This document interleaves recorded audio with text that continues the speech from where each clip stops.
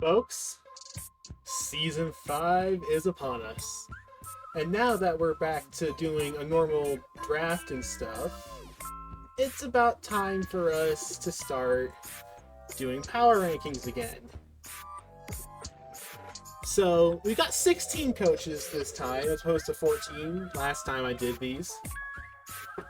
So, once again, 8 teams make playoffs. It's going to be a lot fiercer fight at the middle of the pack just to make playoffs.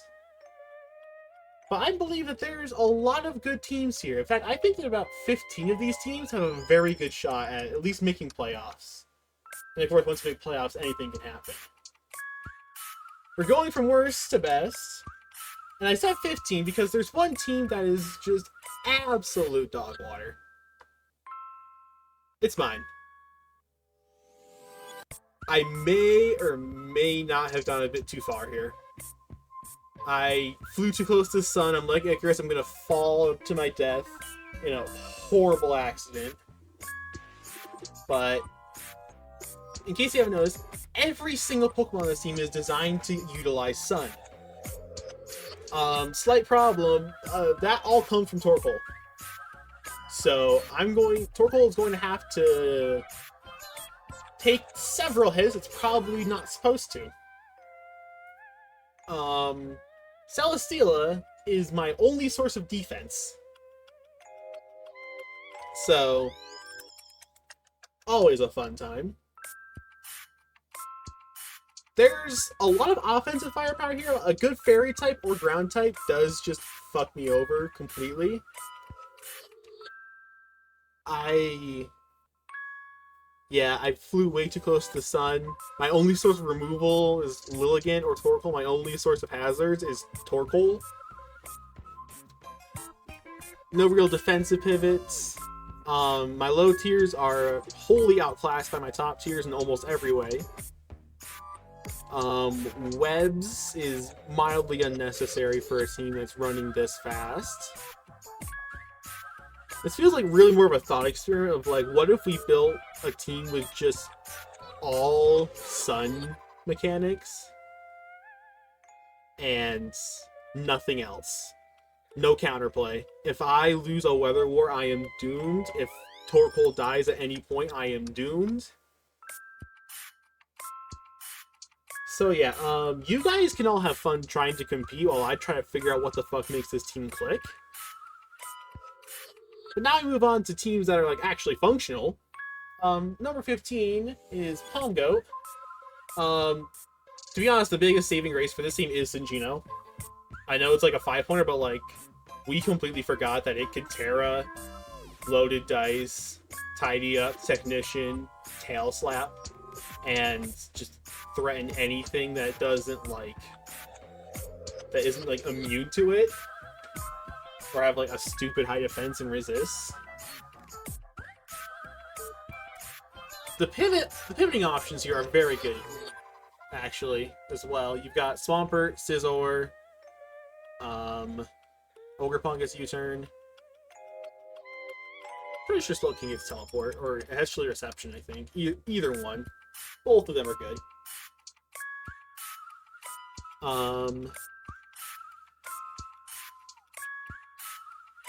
There's just a lot of okay-ish mons. Like Swampert, Arcanine, Floette, Poltegeist. They're all just kind of okay. Like, they do a roll, but they're very stiff and defined in that role. Arcanine is a wall breaker. Swampert is kind of a defensive pivot nowadays. It doesn't have a ton of offensive pressure anymore. Floette kind of exists, to be honest. Poltegeist kind of there as a stopgap and maybe as a ghost type to block rapid spins or something. I don't know. But yeah, this team honestly works pretty well together. It's just feels a bit strung out, too thin. And that's why I put it so low. I like my teams to have a bit more centralized threads with maybe 1 or 2 slots you can swap out for the most part. Number 14, we have Roku. Roku has the Clodsire, so that's points with me. He also has a lot of good special walls. His physical options, as far as like physical defense, is like burning something with Rotom Wash. And that's about it. Nothing else wants to take a physical attack. Ground types actually mess this team up quite a bit. It's your 2 options that don't get bothered by it are Rotom and Togekiss. And like technically Bronzor, but like it's a 1-pointer. Bronzor doesn't actually matter. They kind of tried to build a miniature Sun core into the tail end of this, but as you also might have noticed, nothing else outside of Venusaur likes running with Sun. It's pretty bad. Like, it just makes Clodsire more susceptible to fire moves. Goldango doesn't want to deal with fire moves. Rotom Wash loses his fire resistance, technically.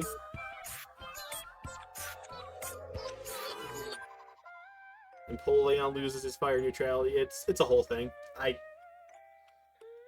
It's like a nice idea to go for, or at least it could be, but I feel like it could lead to other people taking advantage of it more than you would.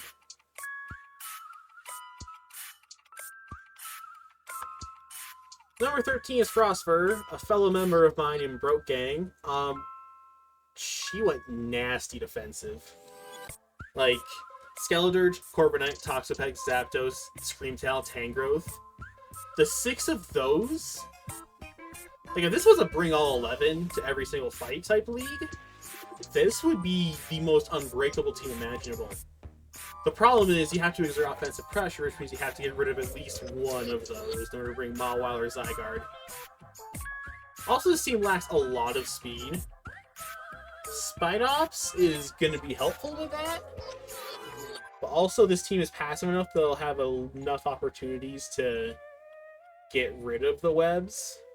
And bringing Spidops means you can't bring one of the other walls. So it'll be interesting to see how that plays out, because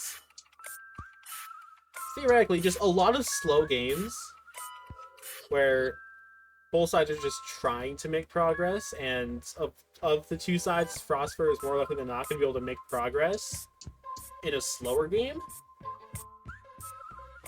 But it's going to be weird if they go up against a super offensive team and see if their squad can hold up to an onslaught of just throwing attacks in their direction. Because a lot of their walls are pretty passive. Number 12, we have Steve. Sneasler and Tapu Bulu, just as a way to set up Sneasler. Can be nice. Sneasler just wants any terrain setter, really, and Bulu's like the cheapest of the Tapus. Blastoise Mega takes pretty late, just difference in budgeting, but doesn't particularly benefit from grassy terrain. I mean, it's a good Pokemon regardless, it just needs the 1 turn to set up, but like the passive recovery doesn't really help it that much, since after it uses Shell Smash, it just dies to a hit anyways. Speaking of the passive recovery, Skarmory and Rotom Heat don't actually benefit from that. So the 2 of them lose out slightly on the recovery aspect that perhaps the other teams would gain from having the grassy terrain out there. We also got low kicks to Terra, and it gets filter and stuff. It's honestly very good. No, not filter, the tinted lens, yeah. It's very busted. Duraludon actually matches perfectly with Skarmory. They don't share weaknesses at all. So Duraludon and Skarmory can come to the same week if they want to go a bit slower, a bit bulkier. This can go pretty bulkier, it can go pretty offensive. Really depends on how you want to slot your 6th slot, if you want low kicks or Duraludon. Bob Roomba. The Firewater Grass core at the top is very offensively oriented, and like while it's great to just constantly apply pressure, if you ever get back into a corner, your defensive options are like Florges, Fortress, Slowbro. So you're just kind of screwed because they don't have particularly great recovery. Florges gets Wish, but that's 2 slots on Wish Protect when you'd rather probably just use 1. Actually, no, wait, Florges doesn't get Synthesis. What am I thinking? But Fortress does not have recovery. Slowbro does... I think Slowbro does still get recovery, still have Regenerator after Mega Evolving. I don't remember. Smeargle and Ditto are funny options towards the bottom. Like, I mean, for low tier options, they're interesting, but making them work can sometimes be a struggle. Crobat feels like it doesn't particularly do much. Like, yeah, it technically threatens the fairies that want to eat Dragonite alive, but not particularly effectively. And like, if you want a grass switch and you're switching to Chi-Yu to take the grass move to be more threatening right away. So Crobat just feels like it doesn't serve a particular purpose other than being just a rock target again. Because this team is also mildly susceptible to rocks. Chi-Yu and Dragonite both hate them. Rillaboom doesn't mind them, Urshifu doesn't mind them, but at the same time, that's half of the core that's trying to be offensive, and Crobat doesn't like them either. So it's like you either run Boots or you rely on Fortress to get rid of them. Which, Fortress has its moments, and it could be nice, but having to bring Fortress every week could leave you open. Number 10, we have Mr. Permaband. Mild issue with the primary Dragon Fairy Steel Core. King Gambit doesn't actually resist the fairy it's supposed to support the dragon. So, slight problem with that. Cramorant as the 4th pick is wild. And I do not get that. Following along below that, Scovillain, Kabutops, I feel like are more there as a counter team specific for like if we have a Sun team or a Rain team. Spoiler alert, we don't have a Rain team this season. No one took Rain. Magnezone to trap Steels could be nice since your main core doesn't particularly deal with Steels very well. Alakazam is taken last the way you budgeted, but it's just kind of... I feel like this team doesn't make progress in the mid-game, because King Gambit and Alakazam are more built for end-game scenarios, where Alakazam can make advantage of its speed and just win a game, or King Gambit can take advantage of the fact that it has Sucker Punch and is hella boosted by the Fallen, the Supreme Overlord, and win a game from there. But like, making progress in the mid-game might be a bit hard. Sylveon kind of exists in that role. Magnezone can like trap a target sometimes. Salamence might be one of your better mid-game mons, but also kind of struggles at making progress. It has a ton of coverage, but it's not as insanely strong as it could probably claim back in Gen 3. Also, go listen to we were having a chat about this in our general chat of the draft server. Emergency Exit is a terrible ability. I don't get what the hell you're on about. It's really not good. You're going to get kicked out at the worst possible time, and it will suck, and you will hate it. I'm telling you right now. At 9, we have Papa. Bear in mind, this is more looking at the teams themselves as opposed to coaches. Papa's a great coach. He's probably going to make this team work. But he has Kartana to start, and Kartana is great. The problem is, like, one of the few things that's, like, immediately threatening to win the game and with, like, just through pressure. Because Volcarona needs that probably one turn to set up in order to break through stuff. Landorus isn't particularly designed to win games. It's like Sheer Force Life Orb, break through something. I mean, it can win a game. Don't get me wrong. It's got 100 speed, or 101 or something. I freaking remember off the top of my head, but it's pretty good. It's just not win a game, but it's more do serious damage in the mid game, coming in on a wall type good. Speaking of coming in the mid game and doing damage on a wall type good, Hoopa tries to do that role. It's just quad weak to U-turn, and that will always be a downside to it. This team has stuff that can switch into U-turn and take it, but then you've just lost momentum because you're trying to protect this stupid Hoopa. Rocks are weird. Like, if you plan on bringing Shuckle every week, it's fine, but outside of that, I think Regidrago gets them. Landorus doesn't necessarily want to run them. And I think that's it, to be honest. Regieleki cannot Terra. It's 10 points, but it can't Terra. Like, we specifically banned it from being able to Terra. So, typical Regieleki moment, it gets walled by any ground type ever. So while the screens are nice, it may not be an offensive threat. But yeah, I have full faith in Papa drafting this team of Misfit mid-tiers and just making them all work.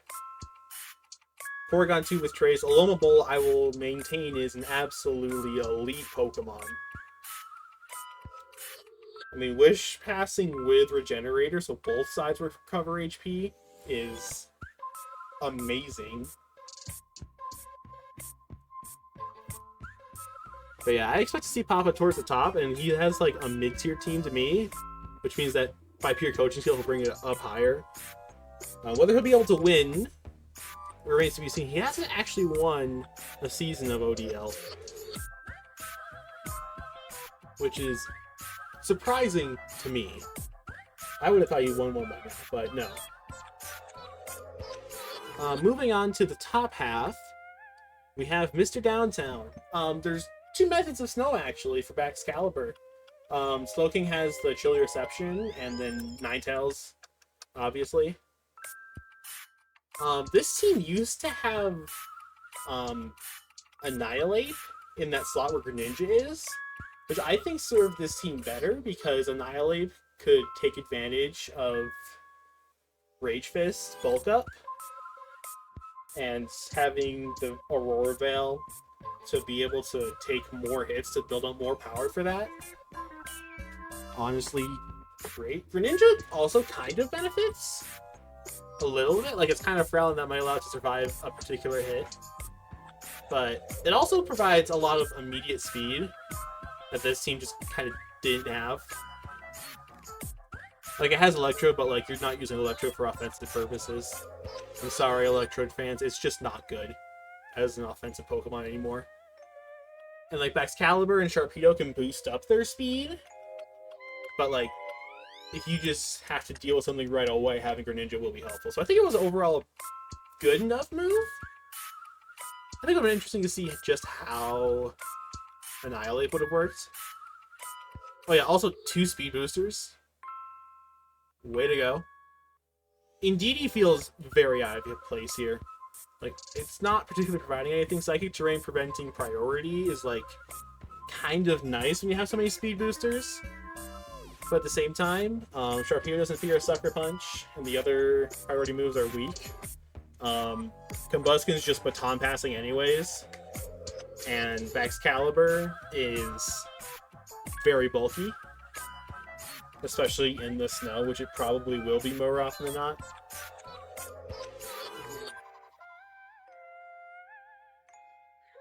This feels like a very good team. Certainly not like a particularly top tier team, but it's a very good team, in my opinion. As you expect, as we're getting towards the top half. Number 7, we have Snarfy, who has a very interesting defensive core of Slowbro, Clefable, Tornadus, Amoonguss. which between Regenerator and Magic Guard, none of them actually mind dealing with hazards.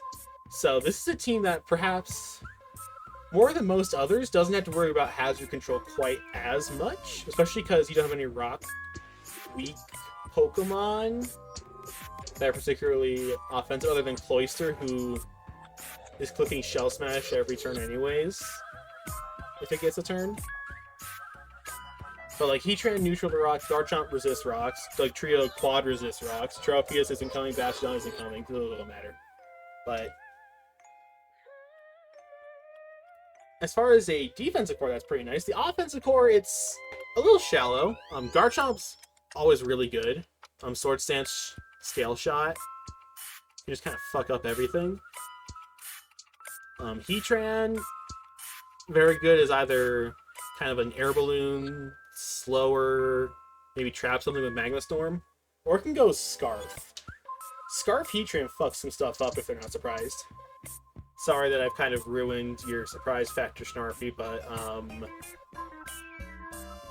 get better, I guess. Number 6 is Rezero. He brought the Sand team.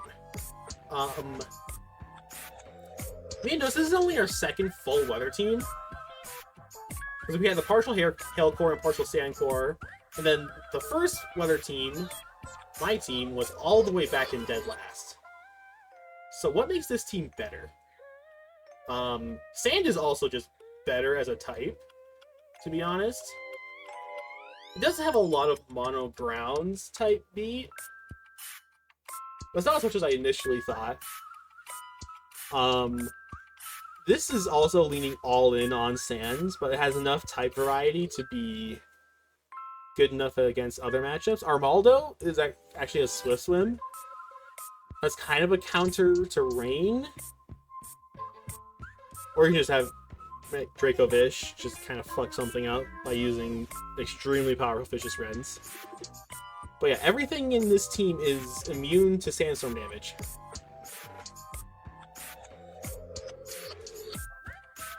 Ground and Ice go hard into this team just like any other Sand team. Like, there's ways around both, but for Ground especially, your only immunity is Gliscor and your resistance is Cacturn, which is not a resistance. So a strong ground type attacker can break through this team simply enough. The thing is, as far as ones to abuse Sand, you took the best one at Excadrill, so that's really all you need.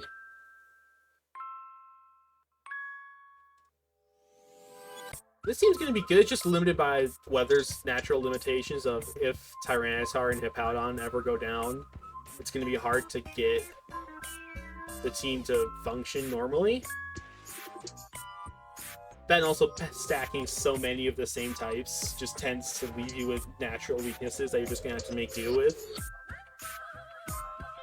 If you can overcome those weaknesses in any particular matchup, you probably win. If you can't, then you're probably just going to slowly watch as everything you try to do fails. It's a good team, though. I really do think so. Number 5, Arctic. Orthworm picks kind of early. We don't have a lot of Shed Tail, so that's why it's so low. It's a Steel type immune to ground, but without having to deal with Steel flying problems, so it still resists like rock and stuff. It's pretty nice. It also serves as the Steel in the Dragon Fairy Steel Core this time, which is something. Dragapult is, in my opinion, probably the single best Pokemon we allow. I know it's at 19, we have stuff like Darkrai and shit allowed, but Dragapult has such set variety, and it's so damn fast that you can kind of just do whatever you need to with it. It gets enough coverage to be just an absolute menace any given day.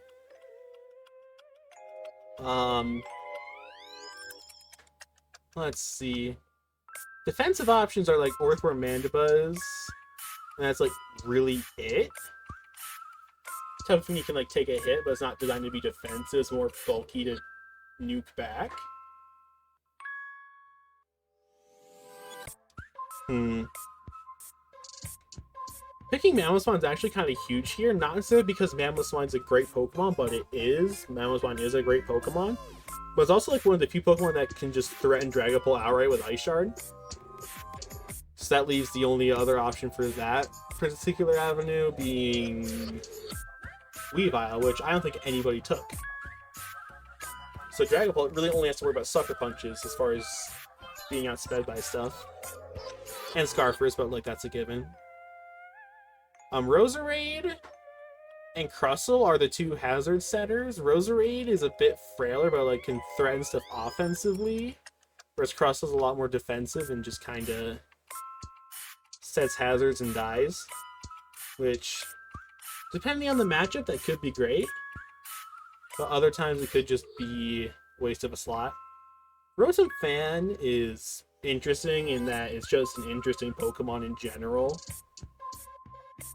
Espathra is also a win condition. It gets speed boost, I believe. It still has Calm Mind, Store Power stuff. So it just can't Terra into winning a matchup due to the rules we have. It's still a great Pokemon, but it just gets stuffed by a lot of Dark types more often than not. So it'll have its moments. It'll win some games for him. They're just kind of a throwaway pick there at the end, but this team overall looks pretty good. It's just a lot fewer like true defensive options than I'd like. Because you have Mandibuzz and Orthworm, and that's it. Someone will make do. Article will make do. He'll find a way to win with this.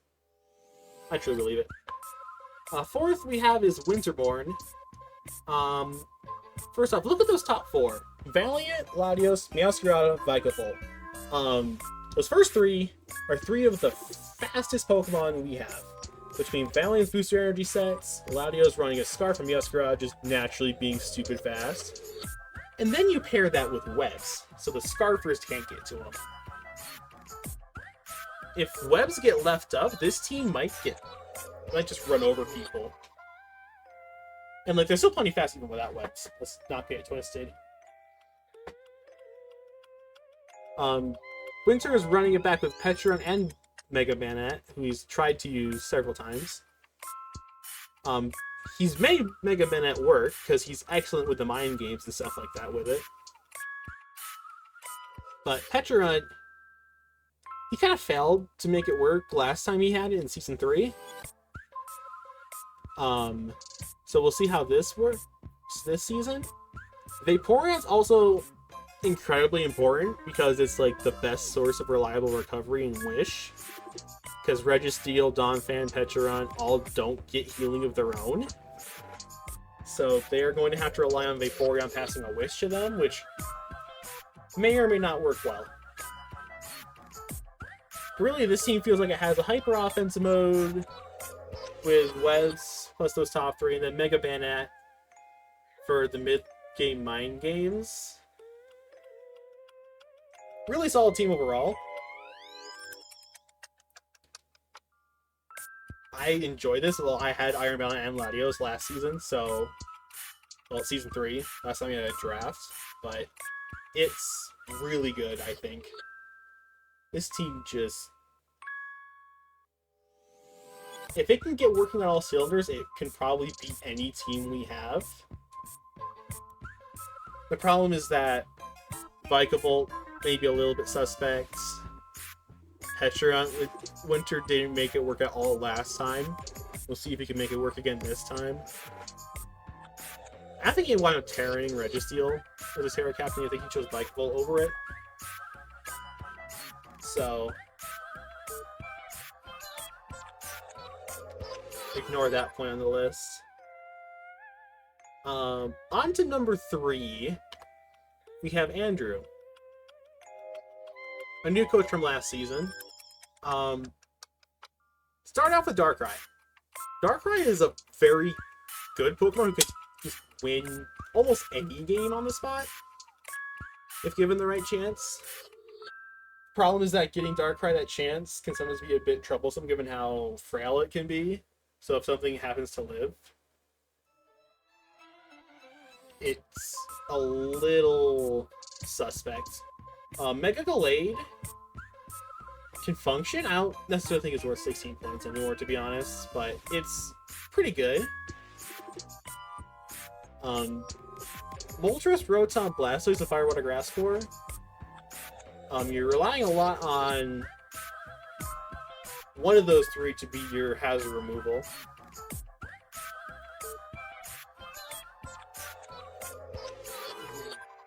Also, this team did not have any Pokemon selected that are below 7 points in Escavalier. So, I know I said earlier that, like, being spread too thin can be a bad thing. I think this team covers enough options to make it work, and all the low tier options are solid enough. That's not, like, outright throwing to bring just a group of them, which you're going to have to with the nature of this team. But it's also, like, the only team where you have to prep for, like, all 11 of them. Because realistically, you got Darkrai and Mega Gallade who are probably coming every week, and then there's any 4 of the remaining 9. Which is, like, less than a coin flip to get for any single one of them coming. So, this team's going to win a lot of games by just simply out-prepping them and bringing something that the other team does not expect and doesn't have answers for. Like, they just can't possibly pack enough answers for. But if a team has the answers for the Pokemon that come, this is where the team's going to struggle. And that's why I only have a third. It just doesn't have the true top-end firepower that a lot of teams tend to stack. We'll see how it's going to work out, though. Number 2, we have Hoobi. We have the Electric Terrain team, which is not quite as fully leaned into the bit. You do have a lot of Paradox Mons. Iron Boulder, Jugulis, and Moth all take advantage of it, and all become significantly more threatening because of it. Zapdos is always a fun option. Flying types that don't mind rocks and therefore can actually run other items besides heavy-duty boots are always nice. And plus Brave Bird is just a really solid option for it. Especially if it can get Defianted. You got 2 options for Z-move cannons. That's right, we allow Z-moves at 6 points or less. And Runerigus and Raichu are the 2 premier ones. Like, Altaria technically can, but, like, no real reason to bring Altaria for most matchups. Raichu here is a really good pick for Surge Surfer shenanigans. It's also the only one that, like, doubles the speed. Because with the other 3, it's, like, just essentially a Choice Scarf in the terrain. Where Raichu gets the straight up doubling of speed, so it outruns everything. And can click a Z move. So, good luck picking that. This team does struggle against ground types, though. Your ground immunities are Zapdos and Altaria, and your resistance is Shaman.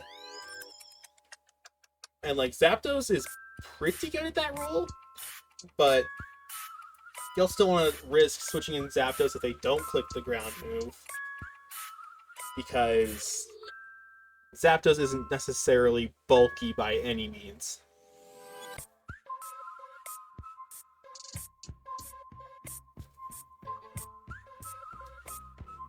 But yeah, if this team gets rolling with the Electric Terrain, like it really should, there shouldn't be too many teams that can give it a problem. Finally, the last team I am showing you guys, the best team in my opinion in this entire league, is Catbug. Which is a very unique take on a team, which I particularly think could work very well. Trick Room is not really a thing we use in singles. But Catbug's trying to make it work. Stakataka, Hatcherene, Melmetal, Ursaluna, all of which can abuse Trick Room set up by any one of them, really.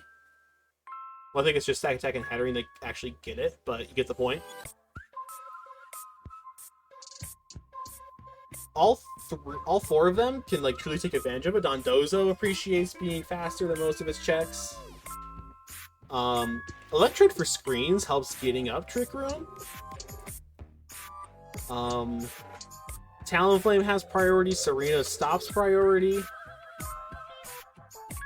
Samurott setting up spikes can be either a suicide lead or kind of the mid game, just keep setting them up, keep forcing the opponent to click a move to get rid of them, and therefore giving yourself time to click Trick Room. This team really flows well together. There's a lot of great choices here. Como is kind of like the only fast offensive threat to try to like truly clean up a game, but this team really does work well, I think. I think we haven't seen someone try Trick Room before in singles for us for this league. It'll be interesting to see how this works. I think it's going to work really well. I think a lot of people just kind of don't have the right stuff to deal with Trick Room. Like, not a lot of people have a, like, truly slow Pokemon. They have a lot of decently slow Pokemon, but not, like, down there with Hatterene, Stack Attack, and Melmetal. And hell, even Blood Moon. And even a lot of Pokemon that are down there are more defensive in nature, whereas these ones are trying to break through.